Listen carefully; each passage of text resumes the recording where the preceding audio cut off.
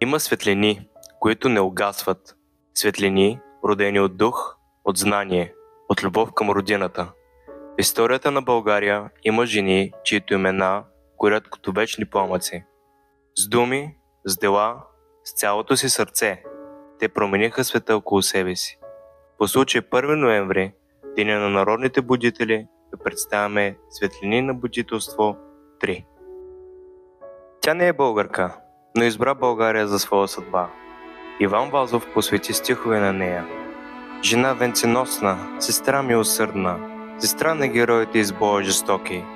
Царице, чи любов си победна, душа изтъкана от чувства високи. Царица Елеонора Българска. Аз съм Елеонора Луиза, принцеса Ройсцо Кьостриц, родена на 22 август 1860 г. в Чебехов, Полша. Семейството ми е част от германската аристокрация с дълбоки корени в европейската благородническа традиция. Израснах в среда, където културата, музиката и благотворителността бяха високо ценени.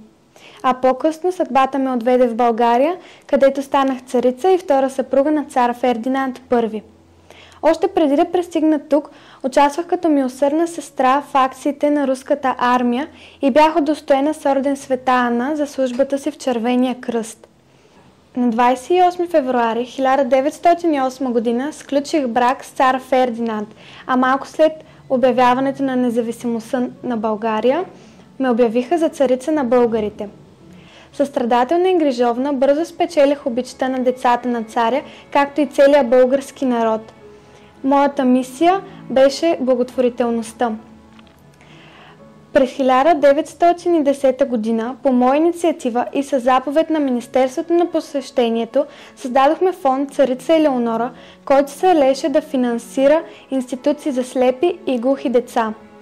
Сватбеният ми подарък от българския народ в размер на 150 000 лева използвах, за да създам детски санаториум за костна туберкулоза край Варна. През 1912 г. спасих Боянската църква от разрушаване, като предоставих нов парцел за нов храм и финансирах реставрацията на европейския паметник. По времето на Балканската и Първата световна война бях на фронта като милосърдна сестра и организирах курсове за медицински сестри, както и подпомагах пострадалите в войната.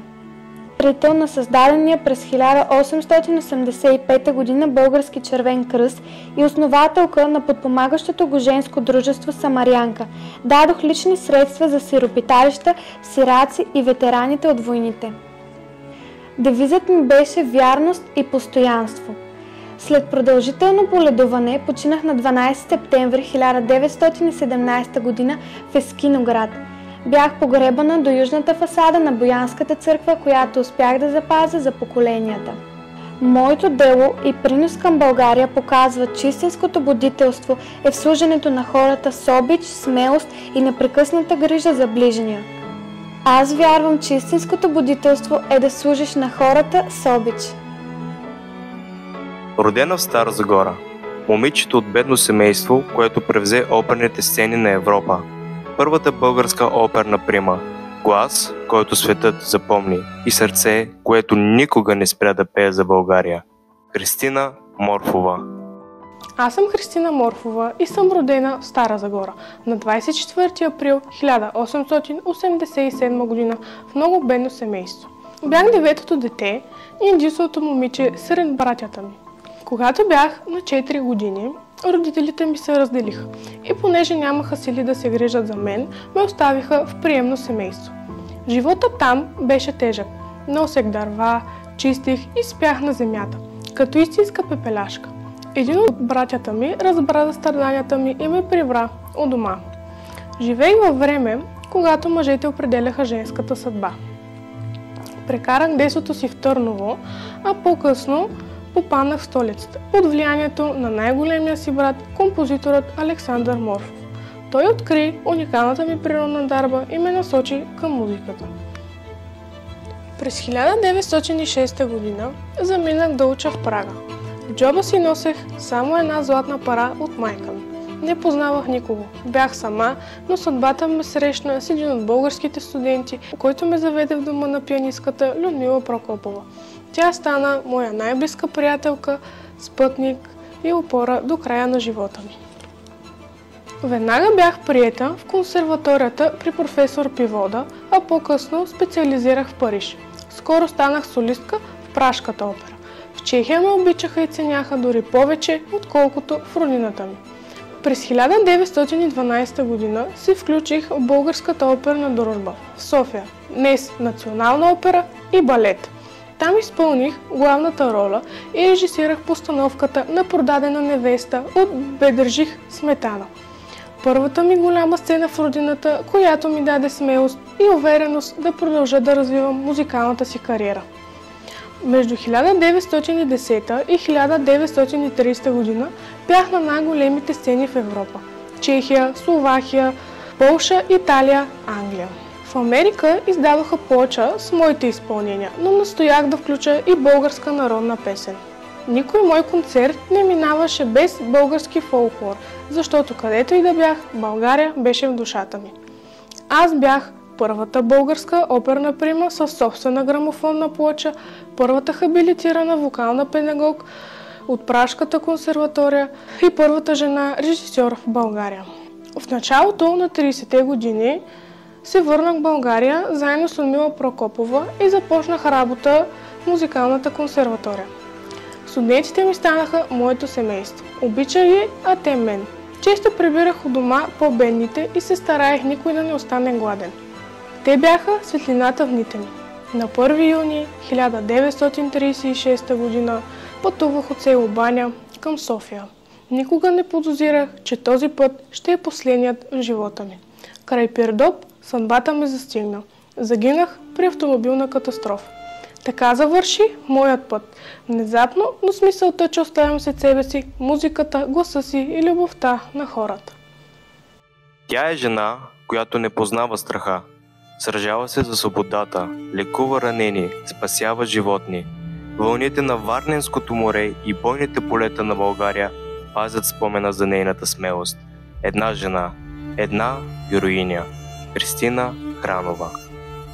Аз съм Христина Хранова, родена през 1852 година в Самоковското село Клисура. Най-малката от 18 деца в семейството на Храно и Кръстина. От малка усещах, че съм призвана да служа на родината си. 6 от моите братя загинаха в Руско-турската война, а 4 в Сръбско-българската. Моето семейство даде тежка, но свята жертва за освобождението на България. Но моят път беше различен. На 18 години станах куриер на Левски. Преоблечена като мъж пренасях тайни писма между София, Панагюрище и Ловеч. Участвах в априлското въстание. Преживях баташкото клане. Видях клането, преживях ужаса, както сама написах по-късно. Оттам се избавих по едно чудо, но не можех да се спра. Когато руските войски преминаха Балкана, аз и моите братя се присъединихме към българското опълчение. Сражавах се при Шипка, Шейново и Стара Загора. Като част от българското опълчение, аз не само се сражавах с другите, но и помагах на ранените и болните. Превръзвах рани, носех вода, утешавах. Именно тогава се проявиха уменията ми да се грижа за живота и здравето на хората. Те отвориха за мен пътя към Русия, където заминах да уча акушерство. Завърших повивалния институт в Имперския университет в Киев през 1881 година и се завърнах в България, където станах първата практикуваща дипломирана акушерка. Работих като акушерка в Лом, Силистра, София и Варна и акуширах над 3600 деца и помогнах на бедни майки със собствени средства. Аз бях първата жена спасител в света и това не е легенда, е документиран факт. Морето край Варна беше моето бойно поле. Там в бурните вълни аз извадих десетки хора и върнах 54 души към живота. През 1908 година, вече на 56 години, аз преплувах разстоянието от Варна до Нос Галата. Почти 5 км. Дестинация, която по-късно стана международния плувен маратон Галата Варна. Не търсех награди, не търсех слава. Исках да докажа, че жената има същата сила, същата воля, като всеки мъж. Винаги, когато отечеството зовеше, аз обличах войнишкия шинел. В Сръбско-българската война се бих при Драгоман и Сливница. В Балканската война, вече над 60 годишна, се сражавах в Куманово и помагах на ранените и болните. Народът ми ме наричаше майка на героите. Ала животът ми завърши тихо и бедно, без почести и без пенсия. Но днес, когато разказвам своята история, вярвам, че най-голямата ми награда са спасените животи и децата, които понесох на ръце. Аз съм Христина Хранова, жена, която избра да служи на България. Учителка, благодетелка, жена с огромно сърце, родена в Стара Загора. Посвети живота си на децата, на образованието и на добротата. Основателка на дружество Добри самарянин.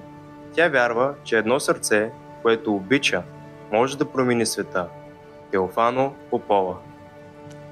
Аз съм Теофано Попова. Родих се на 20 март 1856 г. в Ески Зара, днешна Стара Загора, в дом на будни и просветени старозагорци. Баща ми, Нено Тодоров, беше абаджия и човек с широка душа и любов към знанието. От малка знаех, че знанието и любовта към хората ще бъдат моят път. Едва на 5 години започнах да уча в девическото училище в родния си град, а на 14 годишна възраст училищните настоятели ми се довериха да стана учител, от тогава се посветих на децата и тяхното образование. През 1875 г. се омъжих за Васил Папазоглу, млад, интелигентен и патриотичен човек. Родих първия ни син Димитър, но продължих да преподавам често без заплащане. След освобождението на България се върнахме в Стара Загора. Градът беше опожарен и върлуваха болести. Съпругът ми се разболя от холера и умря. Аз, бременна на 15 октомври 1878 г., родих второто си дете сираче, което кръстих на баща му Васил. Не се предадох пред мъката. Продължих да преподавам в Севлиево, Казанлък, Солунската девическа гимназия и Стара Загора, като преподавах на учениците български, литература и риторика. Знаех руски, френски, турски и еврейски език и постоянно се самообразовах, за да предам повече знания на децата. В края на 1879 г. заживях в Казанлък с майка си и двете си деца. Преподавах български в класното училище и съчетавах учителската работа с обществена дейност. Бях обичана и уважавана от колеги, ученици, родители и граждани. По време на Сръбско-българската война, като секретар на Червения кръст, организирах казанлъшката общност и събрах много помощи за войниците на фронта. Това обаче ме направи неудобна за местните чорбаджии и трябваше да напусна училището. След години на труд и изпитания се върнах в Стара Загора, за да се посветя изцяло на благотворителността. На 3 март 1899 г. с помощта на сестра ми и съграждани основах благотворителното дружество Добри самарянин, в което бях председател и дарител. Целта ни беше да изхраним, приучим и обучим бедни деца и сираци, за да им осигурим бъдеще. Работех, защото вярвах, че едно сърце, което обича, може да промени света. Моят живот беше белязан от лични загуби. Първо съпругът ми умря, след това синът ми Димитър, а през 1912 г. загубих и втория си син Васил. Тежко преживях тези удари, но продължих да се грижа за децата в сиропиталището до края на живота си. Усилията ми бяха насочени към хората, които имаха най-голяма нужда. Дарих на дружеството Добри самарянин чифликани в село Малко Кадиево, 300 декара земя, ливади, пасища, добитък и инвентар, оценени на 2 милиона лева. Напуснах този свят на 18 януари 1929 г., убедена, че животът ми е бил посветен на доброто и бъдещето на децата. Светлината, която тези жени запалиха, не угасва. Тя гори във всеки, който носи добро в сърцето си.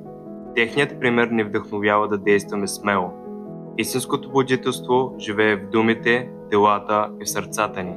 Нека продължим техният път и да бъдем будители днес, заедно.